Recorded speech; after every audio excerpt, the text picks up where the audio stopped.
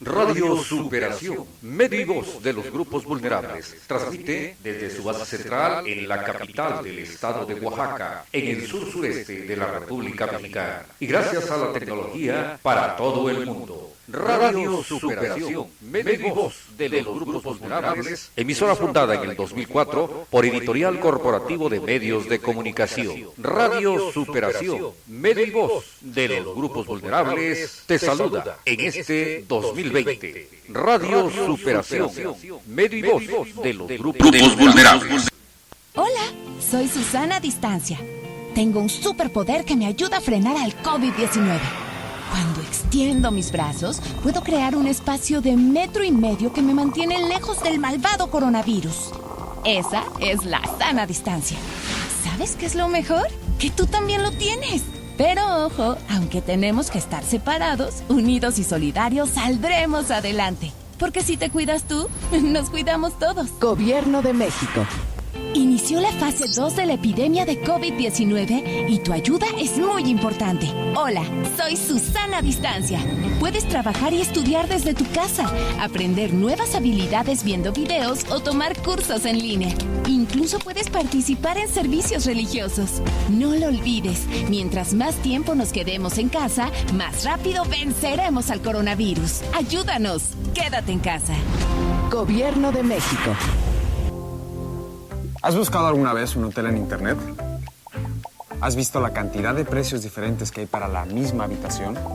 Trivago te ayuda a comparar los precios de más de 700,000 hoteles en más de 175 páginas web. En vez de perder tiempo y dinero, Trivago te lo hace fácil para que encuentres tu hotel ideal.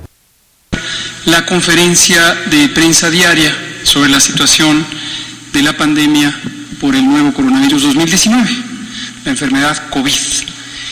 Y hoy tenemos el gusto de que nos acompañe el doctor Jorge Trejo Gómora. El doctor Jorge Trejo es el director general del Centro Nacional para la Transfusión Sanguínea, que esta es la oficina nacional encargada de regular y supervisar la operación de los bancos de sangre y todos los procesos que están involucrados en la seguridad sanguínea, y también de garantizar el abastecimiento de sangre y sus derivados, conocidos como hemoderivados, en el país. Y nos va a hablar de un elemento muy importante, de hecho de dos.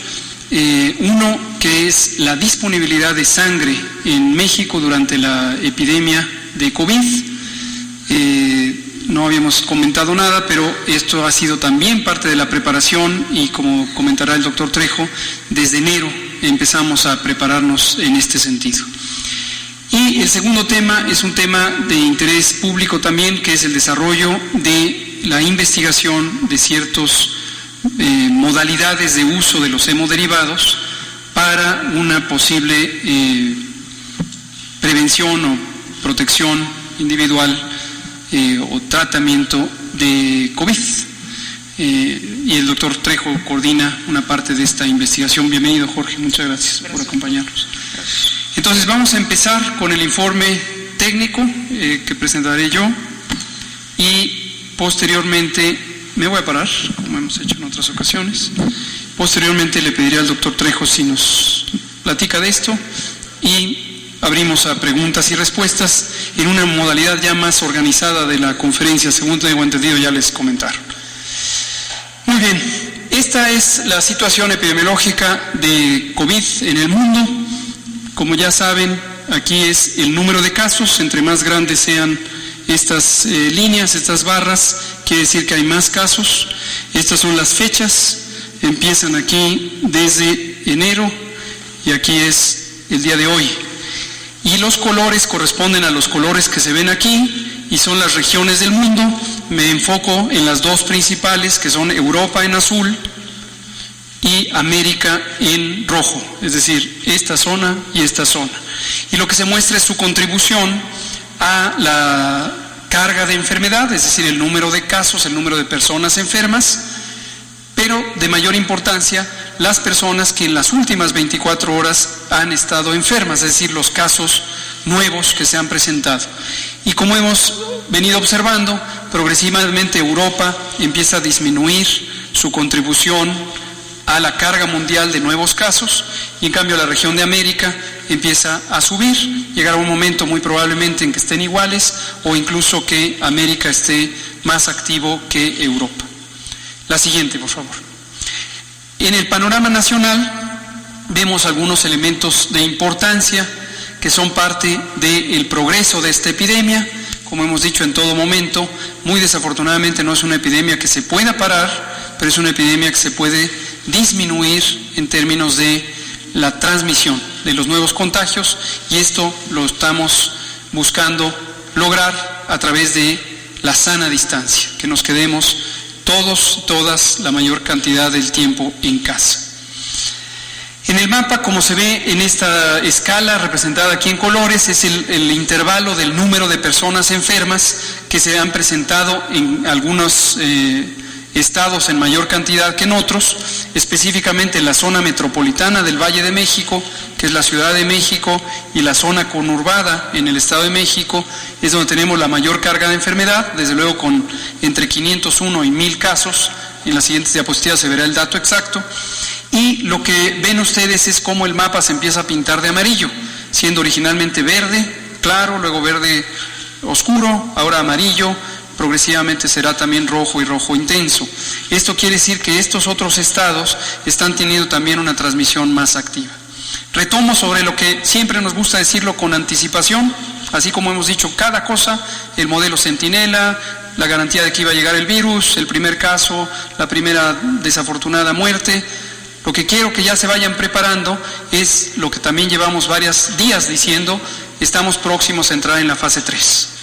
¿Cuándo? No hay una fecha exacta, pero hemos estimado desde el inicio que probablemente en los siguientes 15 días llegaremos a un punto donde resolveremos que la transmisión es suficientemente dispersa como para ser considerada la fase 3. Y esto implicará algunos ajustes en las distintas medidas de control epidemiológico, y también hemos dicho no adelantemos vísperas, cuando vengan esas medidas las anunciaremos en tiempo y forma. Noten, sin embargo, que aunque pintamos el conjunto del estado, lo voy a ilustrar con Jalisco, no quiere decir que en todo Jalisco existe una gran intensidad de transmisión. Es la zona metropolitana de Guadalajara, y lo mismo Monterrey, pero pintamos todo el estado porque son las unidades administrativas donde se expresa esto, y la responsabilidad administrativa de la autoridad sanitaria. Los gobiernos estatales son autoridades sanitarias, esto tengámoslo muy claro. Entonces hay un tramo de control, hay un tramo de responsabilidad en donde cada uno de los gobernadores y las dos gobernadoras son responsables de lo que ocurra en su territorio. Por cierto, hoy tuvimos una nueva videoconferencia con los gobernadores, en este caso fue con los de la región sur-sureste, y vuelvo a expresar mi confianza en las autoridades estatales por el sentido de gran responsabilidad que todos ellos y las dos gobernadoras tienen sobre este tema. Tenemos 3.441 casos confirmados. Ayer ya explicamos que semanalmente se hacen las estimaciones, explicamos el por qué semanalmente. Necesitamos los casos de infección respiratoria aguda generales que se observan por decenas de miles en las 26,000 unidades de salud, y con eso es como se hace la estimación de lo que representarían estos 3.441. Por ahora, de acuerdo a lo que dijimos ayer, usaríamos el factor de 8.2 que comentamos ayer, entonces solo multipliquen ese número por 8.2. La siguiente semana, de acuerdo a la intensidad de la transmisión y los distintos componentes que explicamos ayer, en particular el porcentaje de confirmación de COVID, es decir, la proporción de personas con el síndrome, con las características clínicas de la enfermedad que salen positivos a COVID, eso nos puede llevar a ajustes generalmente hacia arriba sobre la cantidad de casos estimados. Esto es todo lo que se ve en la diapositiva. También se ve lo que siempre es muy, muy desafortunado, que son las muertes que ocurren por COVID. Y aquí quiero compartir una noticia triste, que es la muerte de 2 mujeres embarazadas.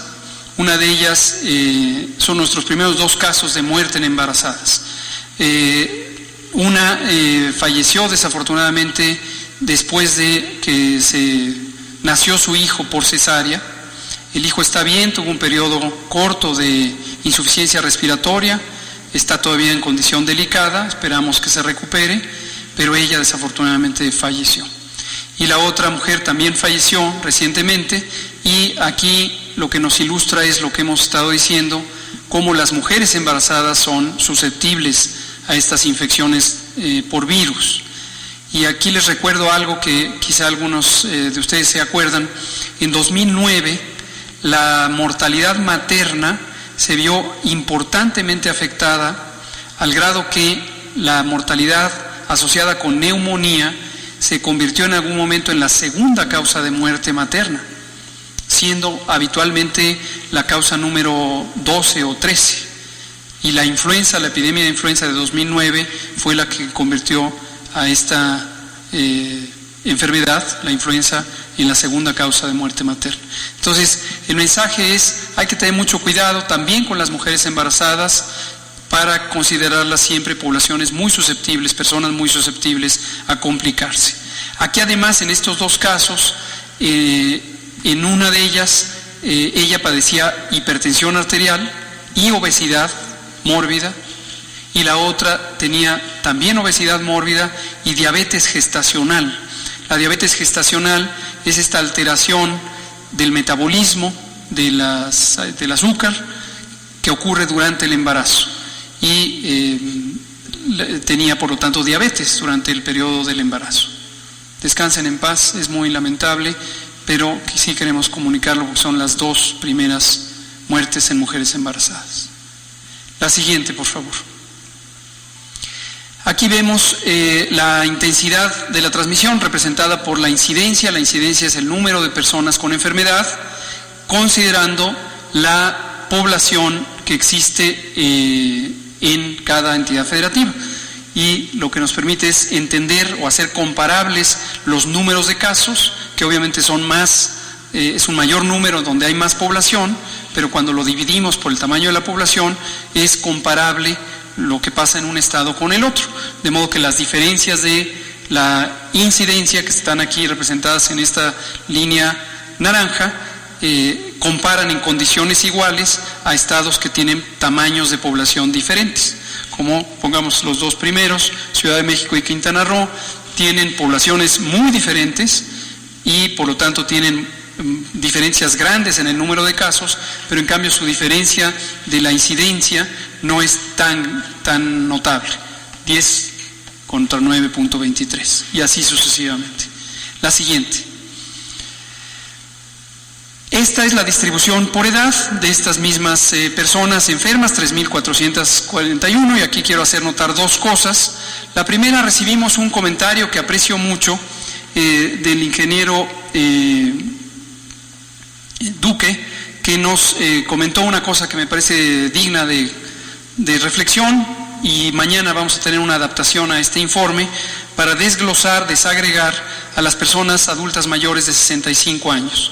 Al agruparlas se pierde claridad sobre la diferencia del riesgo que tenemos de, desde luego, desenlaces fatales que puede ocurrir en las distintas edades, y conocemos por la evidencia científica proveniente de lo que ha ocurrido en otros países que a partir de los 60 años hay un cambio importante cada década más o menos, o cada 5 años. Entonces, gracias por el comentario, ingeniero, y vamos a hacer esta desagregación.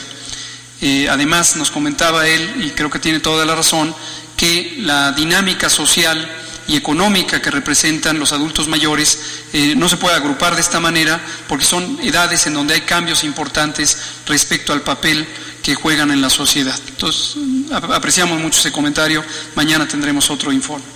Lo segundo es esto, síganle la pista, lo advertí ayer, lo advertí días antes.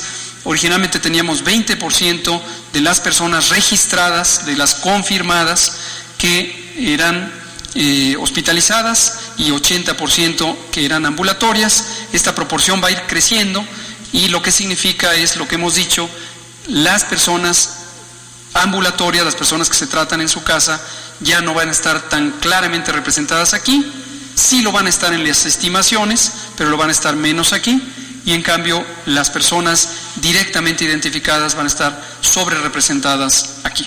La siguiente.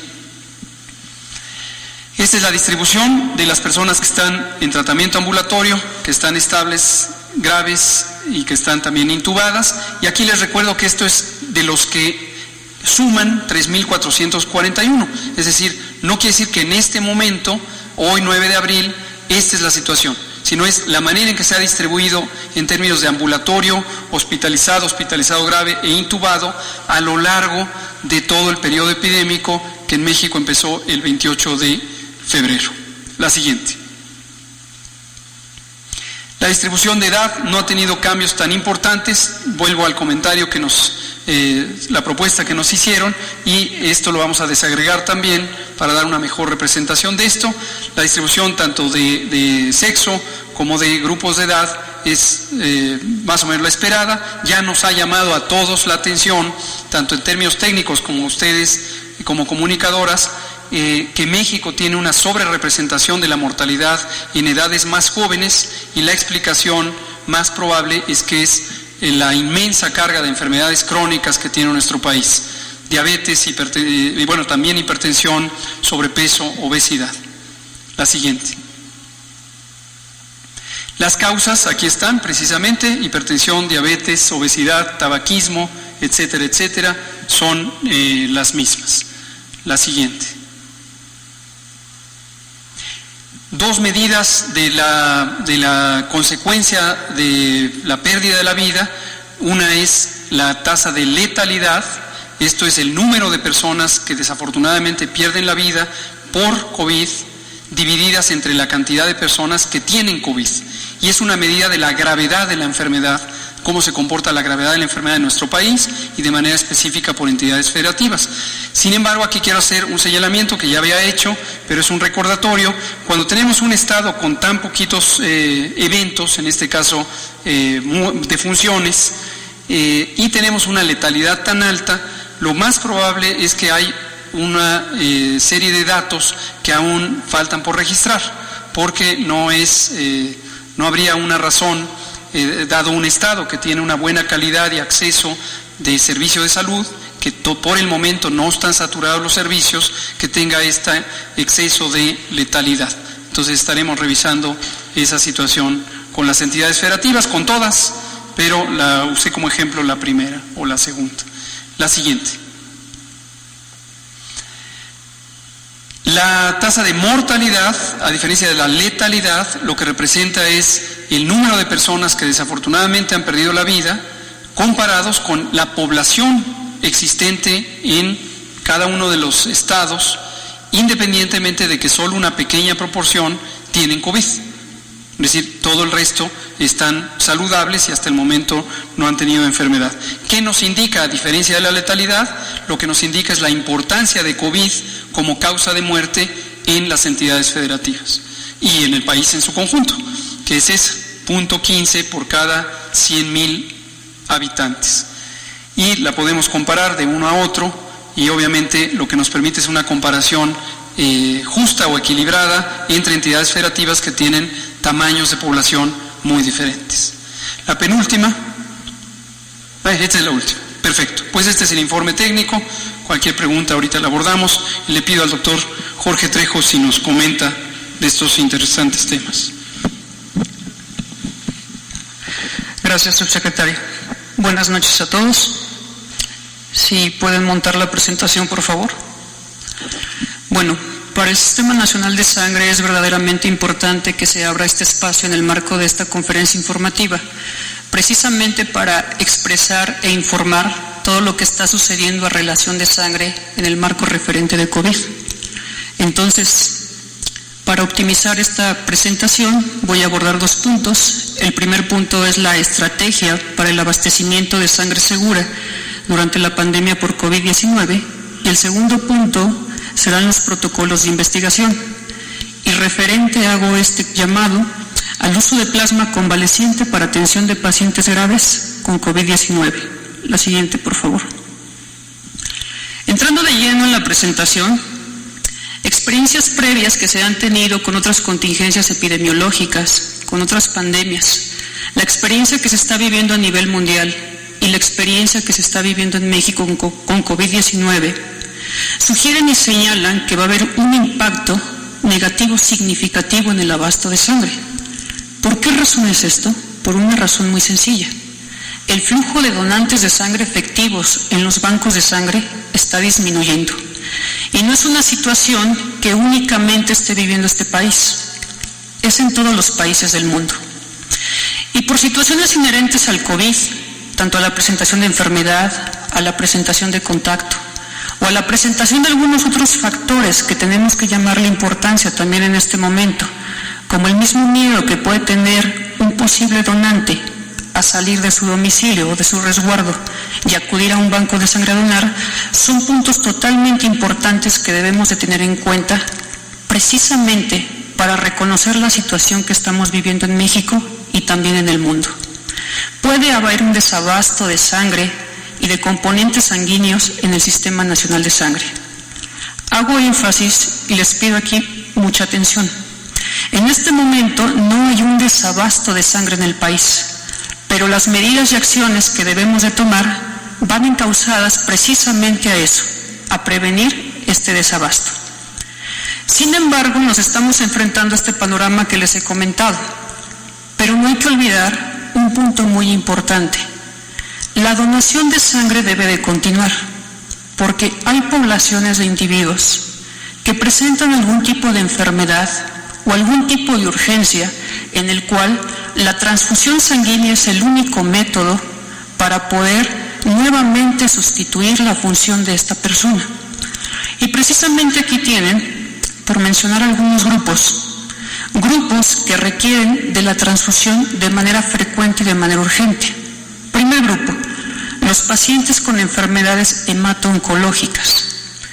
Estos pacientes han perdido la función de un tejido, que es la médula ósea. ¿Y qué función tiene este tejido? Producir sangre. Han perdido esta función o no pueden producir su sangre, tanto cuantitativa como cualitativamente, o por separado. ¿Qué necesidad tienen entonces estos pacientes? Tienen necesidad de transfusión. Pongamos un ejemplo, situémonos en condiciones: cáncer infantil, leucemia.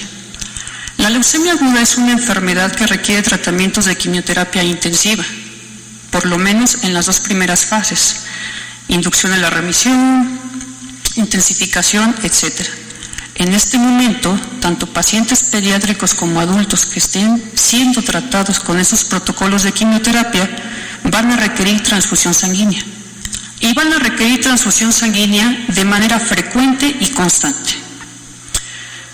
Otros padecimientos que requieren transfusión sanguínea de manera urgente, que puede ser que son individuos que no presentaron una enfermedad, pero que en un momento dado de urgencia están presentando el requerimiento transfusional y que no existe al menos otro fármaco para poder compensar esta función de la sangre o del componente sanguíneo a transfundir. Me refiero a hemorragia obstétrica, traumatismos y accidentes. A pesar de la situación que vivimos con la pandemia COVID, son situaciones que se presentan al día en la salud de México y que no escapa a ninguno de nosotros. Punto importante también, el punto número 4 que ven ustedes: transfusión de componentes sanguíneos de vida media corta. ¿Qué es esto? Los voy a poner en contexto. Cuando se dona sangre y se recolecta sangre, podemos obtener al menos 3 diferentes componentes sanguíneos. El primero son los glóbulos rojos, llamado concentrado eritrocitario. El segundo es el plasma y el tercero son las plaquetas. Los 2 primeros tienen una característica, que su vida media los hace poderse prolongar un poco más que el último que he mencionado, que son las plaquetas. ¿Cuánto es la vida media de las plaquetas cuando han sido extraídas o recolectadas de la sangre? 5 días. Y ahora pongan en cuenta que los pacientes con algún requerimiento en quimioterapia requieren plaquetas de manera constante. Entonces, aunque una persona haya donado plaquetas el día de hoy, el receptor puede estarla requiriendo diario. ¿Cuánto tiempo? Lo que sea necesario. La siguiente, por favor. Como ustedes pueden ver entonces, se presentan retos en el Sistema Nacional de Sangre. Y son retos que tenemos que desarrollar acciones y estrategias que precisamente nos ayuden a superar estos retos para generar un abastecimiento de sangre segura durante la pandemia COVID. Primer reto, disminución de la disponibilidad de donantes. Como ya les he comentado, el tránsito de los donantes de sangre en los bancos de sangre es bajo actualmente. Registramos una baja del 60 hasta el 70% de lo acostumbrado para estas fechas. Recalco, al día de hoy no hay desabasto de componentes sanguíneos. Lo que hay es un flujo bajo de donantes. Mejorar el uso racional de la sangre. Por un lado, tenemos el reto de recolectar más sangre. Por otro lado, tenemos el reto de que la sangre que está en los bancos de sangre pueda ser usada de la manera más efectiva y óptima para optimizar estas reservas o abasto. Suministro de materiales y equipos para el proceso de bancos de sangre y un punto totalmente importante en el Sistema Nacional de Sangre, la gestión del recurso humano que atiende los bancos de sangre. La siguiente, por favor.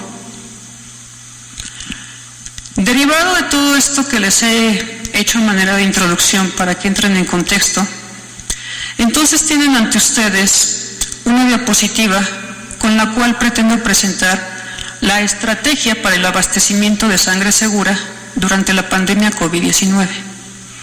Es una estrategia que se ha diseñado en el Centro Nacional de la Transfusión Sanguínea y que esta estrategia como tal comenzó con las acciones desde el 31 de enero de este año, precisamente ante la evidencia que veíamos que estaba ocurriendo en China, ante la inminente llegada del COVID-19 al país y ante el inminente paso de las diferentes fases que ha comentado el doctor López-Gatell, debemos de estar preparados ante diferentes escenarios.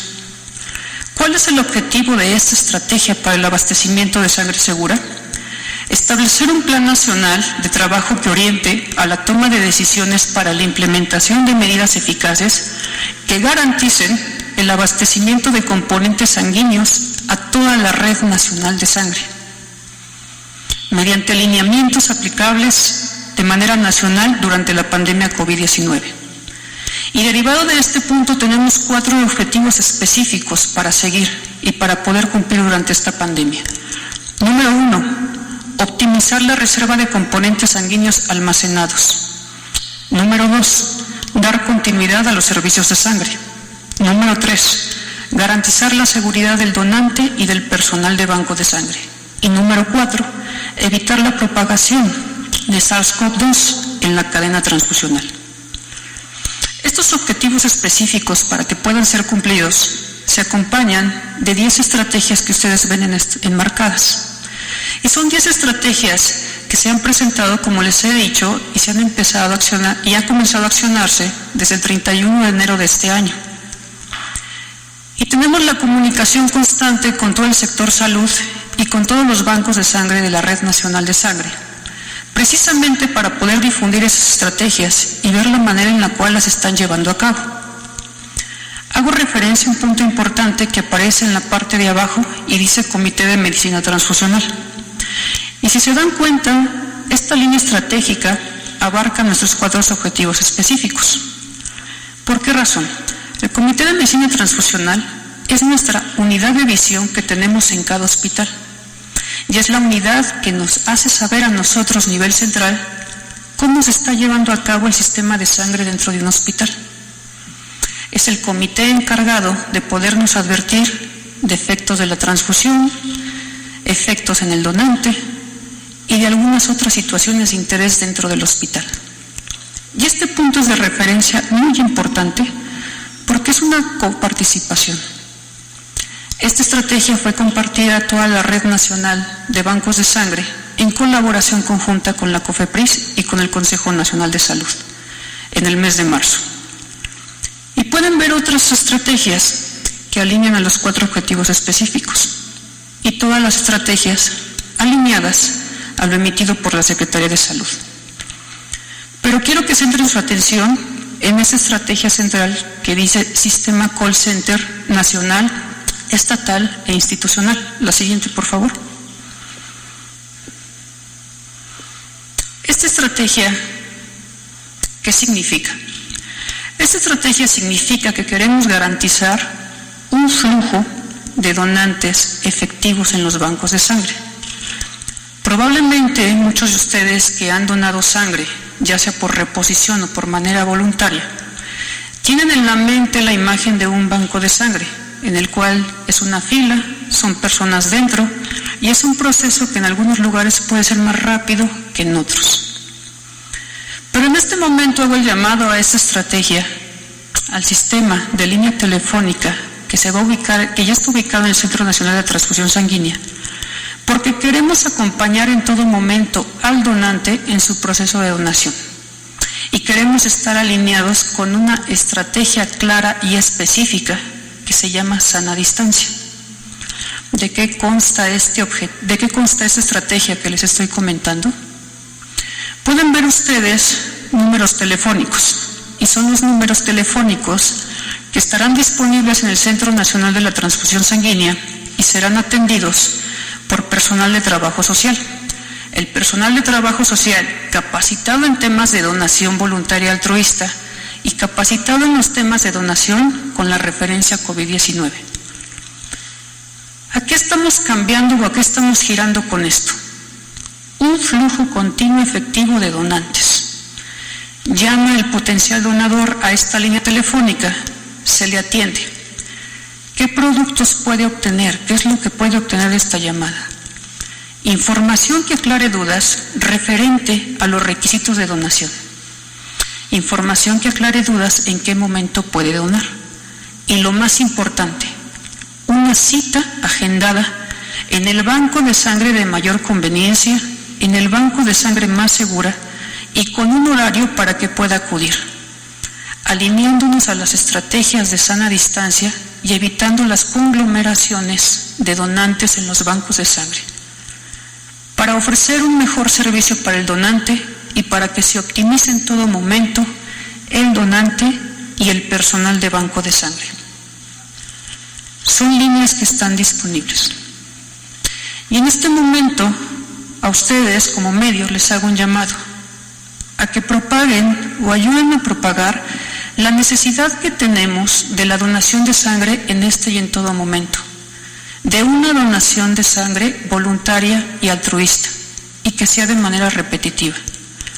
He expresado de una manera general o de una manera gruesa las necesidades que existen en COVID-19, pero estas necesidades transfusionales van a seguir más allá de COVID-19. Entonces, les pido que lleven un mensaje claro sobre la necesidad de una donación voluntaria y altruista de sangre. Pero ojo, siempre ordenada y alineada a lo que emite la Secretaría de Salud. Por favor. Es precisamente este primer punto que he tocado y la importancia que ahora ustedes ven que tiene el sistema de sangre y la sangre. La siguiente, por favor, que abrimos el siguiente punto. El punto que se los hacía de referencia en la segunda diapositiva como segundo punto del programa. Uso de plasma convaleciente para atención de pacientes graves con COVID-19. Y es un tema en el cual también entra de la competencia el sistema de sangre. ¿Por qué? Porque el plasma se obtiene a través de la sangre, es un componente de la sangre. Pero centren su atención en este enunciado. Un tratamiento de investigación que se está explorando en México y en otros países del mundo para pacientes graves con COVID-19. La siguiente. Para ponerlos en contexto y que este mensaje también sea un poco más permeable a toda la sociedad, es necesario que explique qué es el plasma, para que vayamos entendiendo esto y la importancia que ahora tiene. El plasma es la parte líquida de la sangre. Entonces, si hay una parte líquida, existe una parte sólida. La sangre es una suspensión y el plasma es esa parte líquida. Y esa parte líquida contiene muchos elementos. Dentro de esos elementos que contiene anticuerpos. Y los anticuerpos son proteínas que pueden ayudar a combatir infecciones. ¿Cuándo se producen esos anticuerpos? Se producen como una respuesta del sistema inmunitario cuando hay una infección. Esto es de manera normal y se presenta en todas las personas, a excepción de que tenga un padecimiento de base, ya sea adquirido o congénito, que le impida esto. La siguiente, por favor. Derivado de esto, entonces, vamos a atender el tema que este día es de importancia o de relevancia, que es el plasma convaleciente. El plasma convaleciente es la parte líquida de la sangre. ¿Qué diferencia tiene con el otro? Que se recolecta de pacientes que se han recuperado de una infección. Los anticuerpos presentes en el plasma convaleciente son proteínas que pueden ayudar a combatir la infección. Entonces, de estos dos enunciados anteriores, surge esta pregunta. ¿Es posible que el plasma convaleciente, que contiene anticuerpos contra el SARS-CoV-2, que es el virus que origina COVID-19, pueda ser efectivo contra el COVID en una fase grave? La siguiente, por favor. Pues bueno, para empezar a responder esta pregunta, nos tenemos que situar a otra serie de preguntas y a la experiencia que está sucediendo en el mundo. Y la pregunta con la cual quiero ejemplificar esto es: ¿por qué se está investigando el plasma convaleciente para tratar COVID-19? Punto 1. Porque aún no existe un tratamiento específico ni una vacuna para la enfermedad. Y como esta línea de investigación, hay otras líneas de investigación que se están llevando a cabo en nuestro país. ¿Cuál es el antecedente histórico que nos da un sustento para poder partir de esto? Lo primero que quiero que quede en cuenta es que el uso de plasma convaleciente no es algo que surja a partir de COVID-19. Esto tiene todo un antecedente histórico que puede reforzar esta hipótesis de que puede ser seguro y efectivo para tratar el COVID-19. Por hacerles un breve resumen del histórico que tiene el plasma convaleciente, se ha usado en otros brotes de infecciones respiratorias. Incluimos al SARS-CoV-1 en el año 2003, la pandemia que se originó por virus de influenza H1N1 en 2009 y también la epidemia de MERS-CoV en el año 2012. Y por nombrar algunas otras o invocar algunas otras enfermedades, ébola. ¿Qué pasó en estos momentos históricos donde comenzó a utilizarse este plasma convaleciente? Se desarrolló un tratamiento, se desarrolló una vacuna y los estudios con plasma convaleciente no siguieron más allá. Pero ¿qué pasa en el momento actual que es COVID-19? Diferentes países están investigando el uso terapéutico de plasma convaleciente para tratamiento de COVID-19. Experiencias que ustedes pueden ver abajo. China. Fármaco experimental, señalado en rojo. Al menos 245 pacientes recibieron esta terapia de manera experimental. Italia. Se registran protocolos de recolección de plasma por el Sistema Nacional de Sangre con empleo experimental. España. El Centro de Transfusión de la Comunidad de Madrid desarrolla junto con hospitales de la región ensayos clínicos de procedimiento para extracción de plasma convaleciente, ensayo experimental. Estados Unidos. Es aprobado por FDA como un fármaco experimental. La experiencia que hay en el mundo que señala que está en una fase experimental el uso de plasma convaleciente para COVID-19. La siguiente, por favor. Entonces, derivado de estas preguntas y derivado también de la experiencia que se ha tenido en otros países, pueden surgir muchas preguntas. ¿El uso de plasma convaleciente es seguro y efectivo contra COVID-19? Aunque prometedor, el plasma convaleciente aún no ha demostrado ser efectivo en COVID-19. La transfusión de plasma es un acto que se lleva a cabo en hospitales y se lleva de manera cotidiana para resolver algunas situaciones que requieren alguna proteína del plasma. La transfusión del plasma tampoco es algo novedoso, es algo que sucede cotidianamente en la práctica clínica diaria. Y la transfusión de plasma suele ser segura. Pero ¿qué pasa con el plasma convaleciente? No sabemos aún los efectos que se podrían presentar o las reacciones con el plasma convaleciente en las personas. Entonces, dado que es una terapia prometedora o que han mostrado resultados prometedores, es necesario seguir analizándola, estudiarla como un fármaco experimental para ver cuáles son los resultados que va a emerger de esto. La siguiente, por favor. ¿Dónde puedo obtener plasma convaleciente para ensayos clínicos de investigación en COVID-19? En los bancos de sangre. Todos los estados de México, todas las entidades federativas cuentan con una tecnología que se llama, un método de obtención de plasma que es a base de plasmaféresis. ¿Qué significa esto? Quizá lo han visto ustedes y es un ejemplo que ocurre aquí abajo, en una fotografía, que quizá no alcanza a describir toda la magnitud de lo que les quiero mostrar. Pero a un paciente entra a donación y en vez de que sea la donación habitual, donde se punciona una vena y ustedes ven una bolsa que se está llenando de sangre mientras se está agitando, al donante de aféresis entra una máquina que se llama máquina de aféresis. ¿Qué hace esta máquina de aféresis? Recolecta un determinado volumen de sangre que es totalmente compatible en todo momento y seguro, filtra o centrifuga esa sangre, separa el componente a seleccionar y regresa la sangre al individuo. Todo mediante un sistema totalmente cerrado, donde se conecta al paciente mediante una punción, entra por una máquina que la sangre jamás tiene contacto con la máquina, sino solo con el sistema de procesamiento que es totalmente desechable, y se obtiene plasma.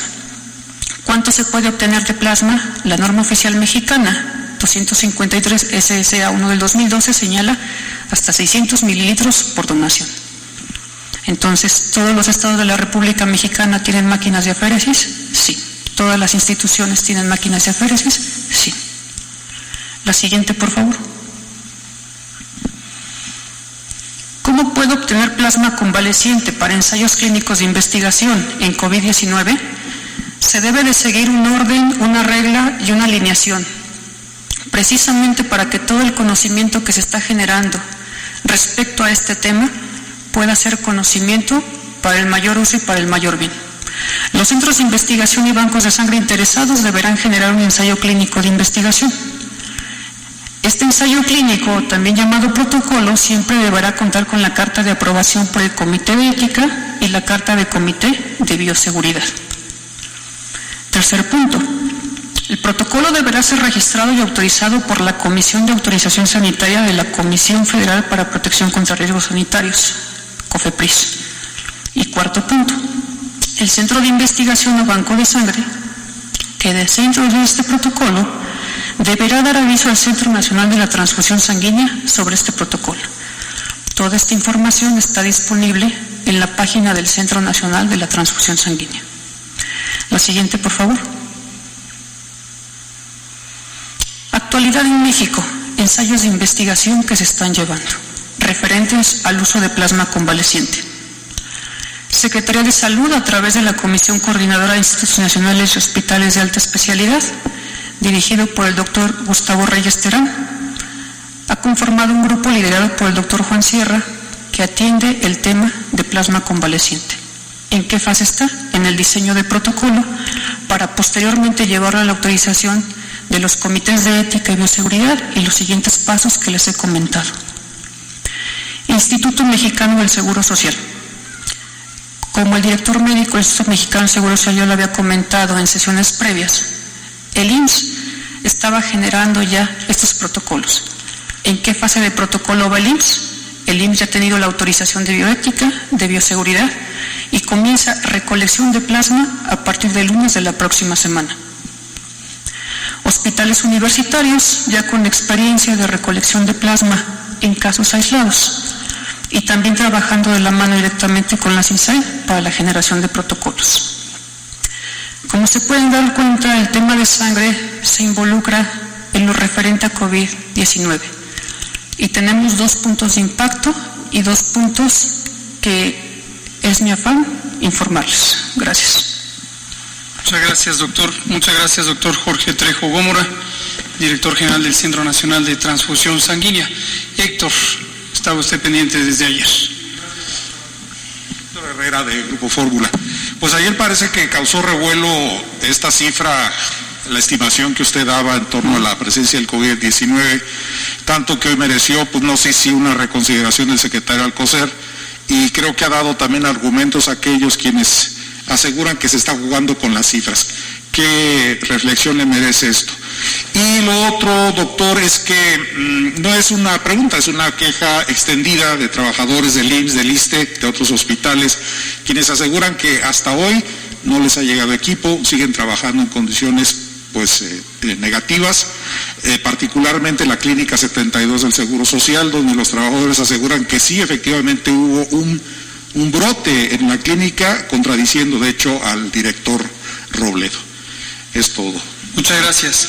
Sobre los equipos de protección personal, les comento, lo hemos estado actualizando, que esperábamos la llegada del vuelo, el primero de varios que va a haber desde China. Este vuelo llegó en la noche de ayer, o sea, no esta noche, sino la previa. Llegó con un cargamento muy extenso de equipos de protección personal, fundamentalmente guantes, caretas y algunos otros equipos. Lo explicó el canciller Marcelo Ebrard esta mañana, y estos equipos ya están empezando su distribución, entonces pensamos que no va a tardar mucho en que lleguen. Sobre lo que dice de las cifras, no hay ninguna reconsideración. Las cifras de estimación se basan en el método que México utiliza desde el 2006 para la vigilancia de influenza, y que, como comenté ayer con cierto detalle, se ha ido estandarizando, se ha ido calibrando en su mejor capacidad, y ya desde hace varios años, yo diría por lo menos unos 8 años, está suficientemente calibrado para hacer estimaciones. Las expliqué ayer, desde luego podemos volver a dedicar otra sesión a mayores detalles, y lo que representa es, tal como lo comenté también ayer y como lo habíamos advertido desde enero, llegar a la fase 2. Utilizaríamos este método por una razón muy simple. La fase 1 tiene pocos casos. Ya pasamos la fase 1, y la fase 1 es la etapa de introducción del virus, y empezamos a tener casos, como se documentó, de 1, 0, 0, 1, 2, etc. Y estos casos, cada uno de ellos está asociado con un número de contactos. Contactos son las personas que están en estrecho contacto con la persona infectada y a quienes puede transmitir. En varias ocasiones presentamos, precisamente por esta razón, el número de contactos, espero que lo recuerden, y en promedio eran 4 contactos por persona, en algunos casos hasta 64 contactos por persona. Llegado el punto, si empezamos a tener más y más casos y los multiplicamos además por sus contactos, esta medida, que corresponde a la contención centrada en personas, empieza a perder utilidad, porque no es factible estar siguiendo a tantas personas, sobre todo cuando el proceso de aislamiento es tan largo, 14 días. Y entonces la medida necesita ser reemplazada con un proceso de sobreposición por las medidas masivas de mitigación comunitaria.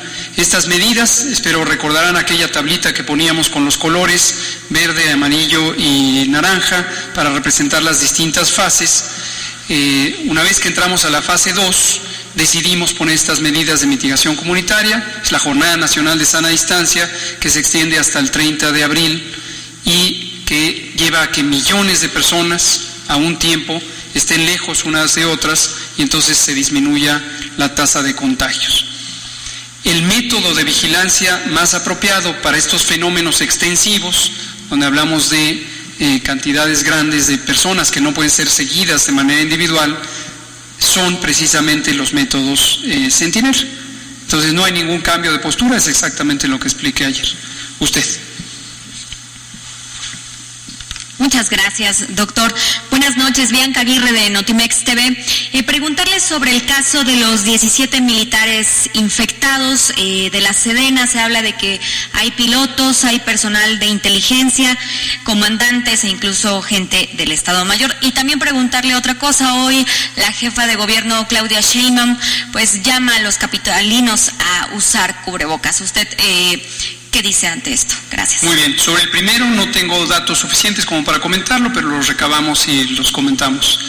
Sobre lo segundo, no solo la doctora Sheinbaum, también el gobernador Alfredo del Mazo ayer hizo un pronunciamiento semejante y lo habíamos comentado con tanto él como ella para que eso ocurriera.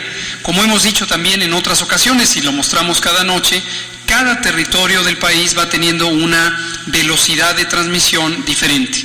Esto tiene que ver con muchas razones, pero entre otras la densidad poblacional, donde la población es más densa, es decir, hay más gente por kilómetro cuadrado, es más fácil que haya contagios, y también la movilidad en la Ciudad de México o el Valle de México, que incluye la ciudad y la zona conurbada en el Estado de México, es más amplia. Les mostré hace un par de días las estadísticas que la propia ciudad colecta, donde se ha reducido en un 60 o 65% promedio la movilidad tanto en transporte público como en transporte particular, pero de todos modos la intensidad de la movilidad es bastante más grande que en otras regiones del país.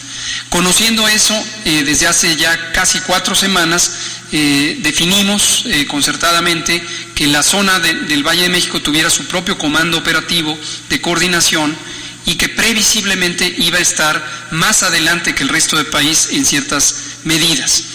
Ahora, finalmente, sobre el cubrebocas, el uso comunitario del cubrebocas, la evidencia científica sigue siendo ambivalente, ambigua. Hay algunas documentación científica reciente que sugiere que el cubrebocas podría ser una medida efectiva. Definitivamente lo es para quien tiene la enfermedad y no queremos que la propague. Para quien no tiene la enfermedad y quiere protegerse, no es una medida que sea suficientemente útil. Esto que quede claro. Esto lo digo en particular porque no quisiera que las personas que sienten que están protegidas por tener un cubrebocas, aquí vemos a 3 compañeros periodistas con esto, sientan que están protegidos. Desafortunadamente no es el caso. ¿Por qué razón? Porque el virus también entra por los ojos y además porque el uso no continuo del cubrebocas acalora y ya me lo quité, ya me lo bajé de gargantilla, etcétera, hace que no se logre el efecto protector que potencialmente tendría. Entonces, no nos oponemos a que se use, se podría decir que ante la inexperiencia mundial con una enfermedad nueva, emergente, pues está buscando toda clase de posibilidades. En este momento tenemos, de hecho, 2 agencias internacionales, una de Estados Unidos, los Centros de Control de Enfermedades, que la ha recomendado para su país, una recomendación yo diría suave, no es una recomendación enérgica, y a las pocas días la Organización Mundial de la Salud fue más reservada y dijo no hay evidencia suficiente de que esta sea una medida. Entonces, no pasa nada con que se use, tampoco va a hacer daño y donde tenemos la mayor intensidad de transmisión, pues adelante que se use. Ahora vámonos de este lado con usted y luego con la compañera. Nos quedan 7 minutos, me dice. Gracias. Edmundo Morelos, de SDP Noticias. Sobre los protocolos que presentaron esta semana, quiero preguntarle en específico el que tiene que ver con Cerezos, saber si se están contemplando liberaciones temporales o, por ejemplo, preliberaciones. Algunas organizaciones las están pidiendo e igualmente es una recomendación de la ONU. Le están tomando igual en cuenta algunos países. Quisiera saber si pues está para el caso de México en algún momento más adelante o se ha descartado. Eso en primer lugar. Y en segundo lugar, quisiera saber cómo se determina el alta de una persona recuperada. Esto se lo pregunto porque en algunos casos que se han atendido en el sistema privado hemos escuchado que les hacen hasta una tercera prueba, por ejemplo, para darles el alta. En otros países sudamericanos se habla de una segunda prueba, pero existe la idea de que es suficiente, por ejemplo, con los 14 días. Quisiera saber cuál es en específico para el caso mexicano en el servicio público. ¿Cómo no? Muy buena pregunta, muy importante. Conocemos que algunas personas han manifestado esta inquietud, personas que han padecido COVID en algunos hospitales públicos y que han dicho, es que no tienen dinero para hacerme la segunda prueba. Falso, aquí no se trata de falta de dinero, dinero tenemos, pruebas, por cierto, vamos a llegar hasta 250,000 pruebas que en forma continua se van a seguir adquiriendo y si se necesitan más se van a adquirir todas las que haga falta, que no quede duda al respecto. Y sobre esto no hay una regla fija ni de carácter general. Algunos pacientes llegan con cargas virales muy altas. Carga viral le llamamos en esta enfermedad a la concentración de partículas de virus en la muestra que se toma. ¿Esto cómo se identifica? Porque en la prueba de PCR, es una prueba que se llama PCR en tiempo real, la cantidad o la concentración del virus se mide por la cantidad de ciclos del proceso técnico de amplificación del material genético que se necesita para que se detecte la señal. Entre más ciclos se necesite, hay menos carga viral. Y entre menos ciclos se necesite, hay más carga viral. Entonces sí se conoce de otras infecciones y se ha identificado también en el caso de COVID que cuando hay cargas virales altas, la duración de la carga viral en las secreciones respiratorias es más prolongada. Entonces, como una medida adicional de seguridad, en esos casos se hace una segunda prueba, a veces hasta una tercera. Esto ocurre también en el medio público. Cuando las cargas virales son las promedio, ya se tiene bien identificado que la duración de la infectividad alcanza más o menos el día 10 o el día 12 y se extiende el periodo de aislamiento hasta el día 14. Respecto a la primera pregunta, no se considera como una medida de salud pública en este momento la preliberación. Hay un protocolo para prisiones federales que lo hemos compartido también con algunas entidades federativas aquí en la Ciudad de México que tienen los centros de reclusión más grandes, también han estado aplicando este tipo de medidas. Muchas gracias. La última pregunta. Nos quedan 2 minutos, ¿verdad?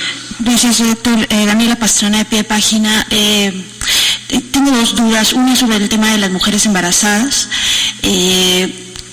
Justamente hoy publicábamos una nota de, o sea, hay miedo incluso en algunas mujeres que están embarazadas de acercarse a hospitales o no hay una cultura de tener como partos en casa. Entonces, quería preguntarle cuáles son los cuidados que debemos tener o los cuidados que se pueden tener con mujeres que están ya en un periodo alto de gestación y que tienen estos problemas, hipertensión, ¿qué es lo que tendrían que hacer o qué medidas podría tomarse para ellas?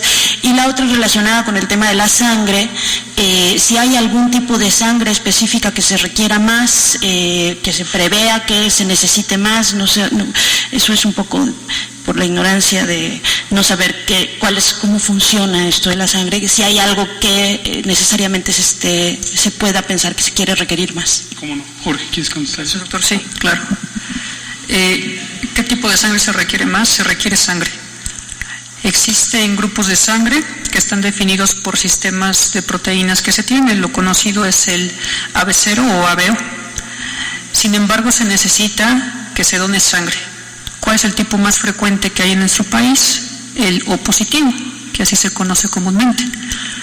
Pero hay indicaciones de transfusión para glóbulos rojos y para plasma. Y como les he comentado, de la sangre recolectada se puede obtener glóbulos rojos, plasma y plaquetas. Entonces, algún producto sanguíneo puede ser útil para diferentes grupos sanguíneos dependiendo de la compatibilidad, que no voy a caer en ese proceso técnico. Pero lo importante es que se requiere donación de sangre. Gracias, doctor Jorge Trejo. Ese mensaje, por favor, quisiéramos que lo lleven hoy, todos a donar, todo el que pueda y que esté en condiciones de donar, done en la página del Centro Nacional de Transfusión Sanguínea, y lo vamos a poner también en el portal de coronavirus.gov.mx, estos números telefónicos. Desde enero se definió un protocolo de seguridad que es respecto al contagio, que permita mantener su sana distancia y que las personas que donen lo hagan en condiciones seguras. Se necesita, hemos dejado en claro que en este momento no hay carencia, pero si no se dona, no vamos a tener suficiente sangre. Como ha dicho el doctor Trejo, cualquier tipo de sangre que vaya a donar. Y cierro con lo de las mujeres embarazadas. Las medidas de prevención son las mismas. Son esencialmente mantenerse a su sana distancia, quedarse en casa, en especial las mujeres embarazadas junto con las personas adultas mayores y quienes tienen enfermedades crónicas, quedarse en casa. Y esto incluye la suspensión de actividades laborales. Si a alguien en su trabajo no le están permitiendo ausentarse y es una mujer embarazada, con mayor razón no lo acepte y denúncielo en la Procuraduría de la Defensa del Trabajo, la Profedet, denúncielo. No debe ser que le obliguen a estar en el trabajo si se trata de una mujer embarazada, y no debe sentir temor de que le van a despedir porque se ausente del trabajo. Entonces, si ese es el caso, que lo denuncie en la Profedet, no debe estar en su trabajo porque corre un mayor peligro. Las otras medidas también, el lavado continuo de manos 20 o 25 veces al día, por supuesto estar lejos de personas que pudieran estar con síntomas compatibles de COVID. Y si llegara a tener el síndrome, la enfermedad tipo COVID, una mujer embarazada, independientemente de que se le haga o no una prueba, debe atenderse, debe acudir a valoración médica. No es una urgencia médica. Si la mujer embarazada tiene estos síntomas, de repente tiene fiebre a las 3 de la mañana, no tiene que salir corriendo en ese momento a atención médica, pero sí en cuanto amanezca, que no se espere a que den las 12 del día, en cuanto amanezca, que acuda a una valoración médica o incluso durante la madrugada que le llame al médico que le esté dando seguimiento si es que lo tiene. ¿De acuerdo? ¿Cuáles son las garantías que ustedes ofrecen para los próximos donantes? Seguramente la gente tiene miedo. ¿Ustedes qué les ofrecen para seguir incentivando a las personas a que vayan ayudando? Buena pregunta. Muchas gracias. El primer incentivo que debe tener la población para donar sangre, y estamos incluidos todos, es que todos podemos necesitar la sangre en cualquier momento, y que la sangre más segura es la que se dona de manera voluntaria y altruista. Referente a este punto, el sistema de citas que hemos desarrollado y un sistema de línea telefónica es precisamente para ofrecer y brindar una cita de donación en el banco de sangre más cercano del potencial donante, para que el desplazamiento sea lo menor y se respete en todo momento la Jornada Nacional de Sana Distancia. Los bancos de sangre están preparados. Los bancos de sangre, por definición, un donante es una persona sana. Entonces está recibiendo a personas sanas que van a donar. Pero el principal incentivo para donar sangre es, y debe de ser así siempre, que todos requerimos sangre, que es un modo terapéutico que no se puede obtener de otra manera, y que quien lo brinda a final de cuentas somos nosotros en un acto voluntario y en un acto de buena fe. Gracias. Ya son las 8. Terminamos aquí. Los requisitos son muy bien conocidos, los vamos a poner en la página. Hay un límite de edad, estar sano, no tener tatuajes, etc. Gracias. Gracias. Radio Superación, medio y voz de los grupos vulnerables, transmite desde su base central en la capital del estado de Oaxaca, en el sur-sureste de la República Mexicana, y gracias a la tecnología para todo el mundo. Radio Superación, medio y voz de los grupos vulnerables, emisora fundada en el 2004 por Editorial Corporativo de Medios de Comunicación. Radio Superación, medio y voz de los grupos vulnerables, te saluda en este 2020. Radio Superación, medio y voz de los grupos vulnerables.